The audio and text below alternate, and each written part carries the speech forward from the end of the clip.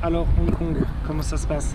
Ville quand même un peu chère au final, pour se nourrir, pour bouger, les transports en commun un peu cher, et l'hébergement un peu cher aussi. J'ai dû trouver un truc, j'ai vraiment cherché le moins cher possible, j'ai trouvé un truc à 10 balles la nuit, et c'est un énorme dortoir, 21 personnes, ça ressemble à ça.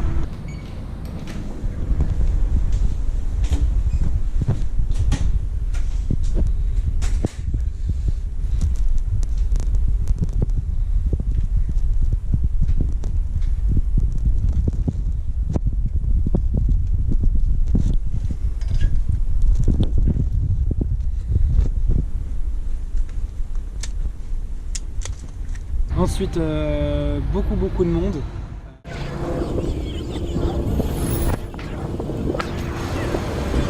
Et on circule bien, il y a un métro, un tram, des bus.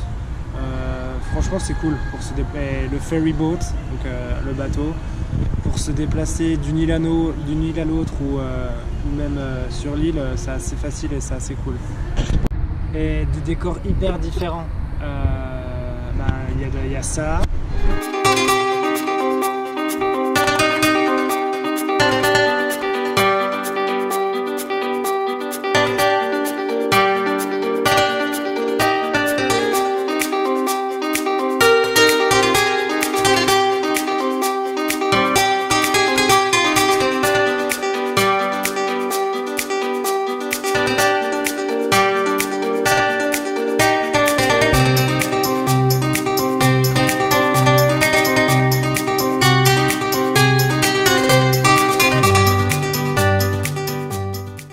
À 40 minutes, 1 heure, il y a aussi ça.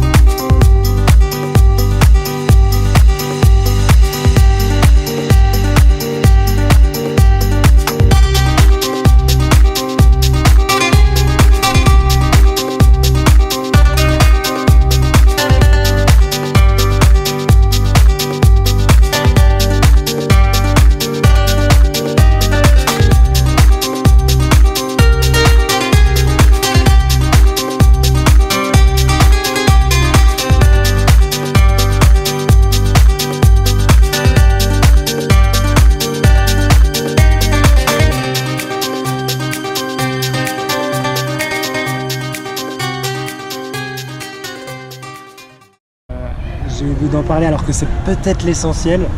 La nourriture. La nourriture, c'est cher aussi, je l'ai dit, mais c'est hyper cool. Il y a plein de trucs à manger. Des dim sum. Les dim sum, c'est la raviole. Ça a plusieurs noms, dim sum, wonton. Je sais pas s'il y a une différence, peut-être il y en a qui sont à base de riz, pas toutes, je sais pas. Bon, après il y a plein de styles de cuisson, à la vapeur, frit, avec des petites sauces en soupe, super bon. Et donc c'est une espèce de raviole garnie soit au porc, soit à la crevette, soit au poulet, vegetable. Donc hyper cool, j'en ai mangé un paquet. Pas mal de petites boulettes aussi, dans la rue.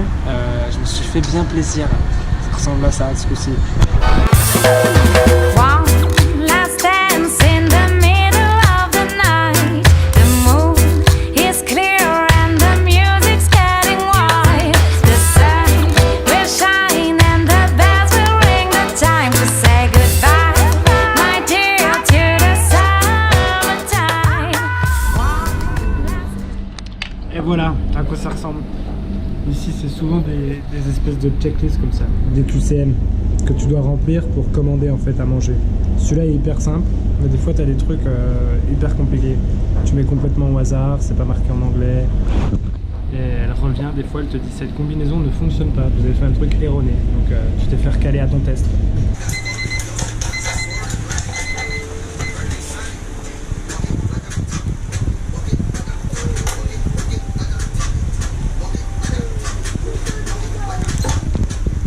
pour les Hong Kong waffles. Elles sont comme ça. Ça fait un peu peur au tout début, mais une fois que tu les goûtes, après la forme, tu l'adores. C'est délicieux. Bon, et pour finir, quelques excursions dans la ville et ses alentours. Des petites balades en périphérie de la ville, bien cool. Quand je dis la ville, je parle de Hong Kong Iceland. C'est là où j'ai mon auberge, c'est là où je dormais. Ça dessert à peu près toutes les autres parties. Et voilà à quoi ça ressemble aussi. Au Flower Market de Hong Kong. Donc plein de flowers. Mais aussi plein de trucs de Noël. C'est cool, ça faisait longtemps qu'on n'avait pas vu de trucs de Noël. Ça sent bon, ça sent très bon dans cette feuille.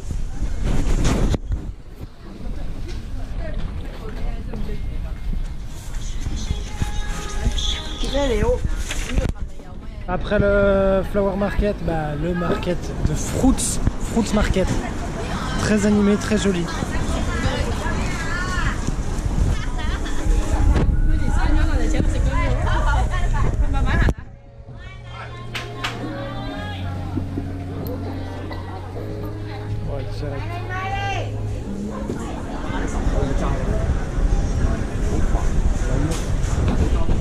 On retrouve le canard laqué, le Beijing duck. Ici à Hong Kong, il y a pas mal de volailles laquées.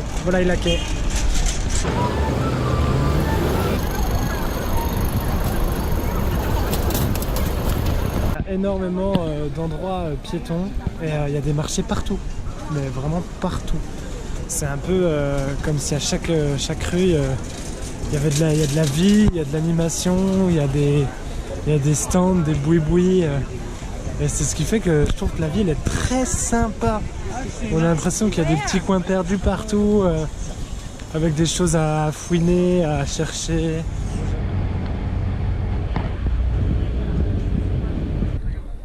Me voilà en haut du Big Buddha. Du coup c'est un Big Buddha parce que je crois que c'est là je l'ai lu encore une fois. Ce serait le plus grand du monde, le plus grand Bouddha en bronze du monde. Il fait à peine moins de 34 mètres. Assez fat. Très très gros Bouddha. J'ai l'impression qu'ils sont toujours de plus en plus gros ces Bouddhas. Mais là c'est le plus gros des Bouddhas là.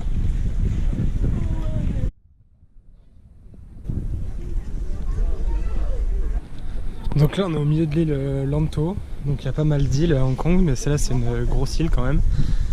Et c'est là que se trouve le Bouddha. Donc c'est accessible en ferry ici.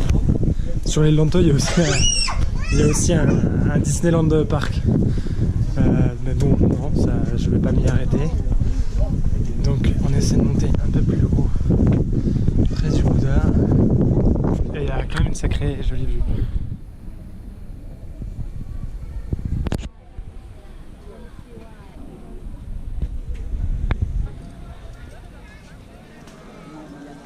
Bon, je sors de là avant d'être enfumé, hein, j'arrête les conneries là. Donc à côté du Bouddha, il y a aussi un super joli temple. Et par contre, c'est interdit de filmer. Peut-être en caméra embarquée. On se balade, on sait pas trop où. Dans ces petites rues escarpées de ce village de pêcheurs. Ouais, sympa. Sympa. Bon, par contre, la vidéo, il y a l'image, il y a le son, mais il n'y a pas l'odeur. Et là, ça vaut le coup, là. Ça, je sais même pas ce que c'est, en fait. Ah si, c'est des... Je sais pas ce que c'est. C'est chaud. C'est très chaud. Voyez.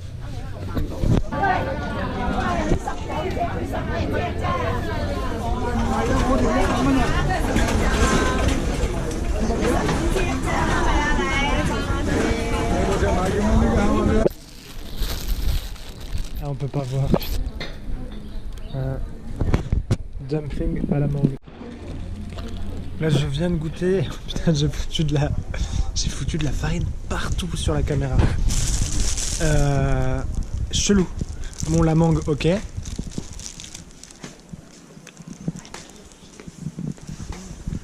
Par contre, le truc autour,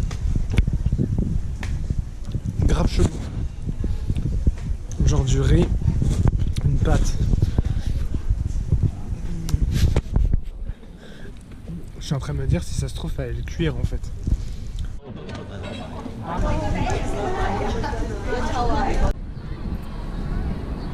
Il y a aussi des parcs en plein milieu de la ville.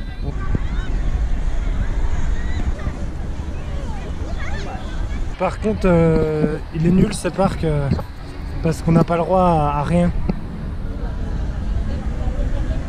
On a quand même le droit à ça.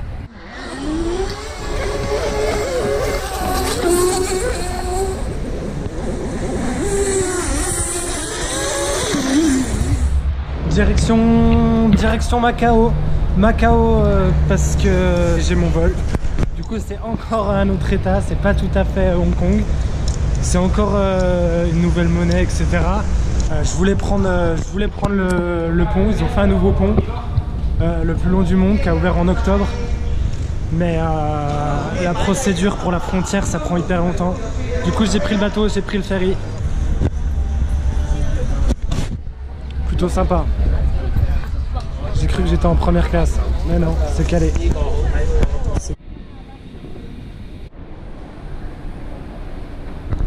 Informatone Turtica. Ouais, c'est une ancienne colonie portugaise, Macao. J'avais oublié. Donc c'est marqué en portugais un peu partout.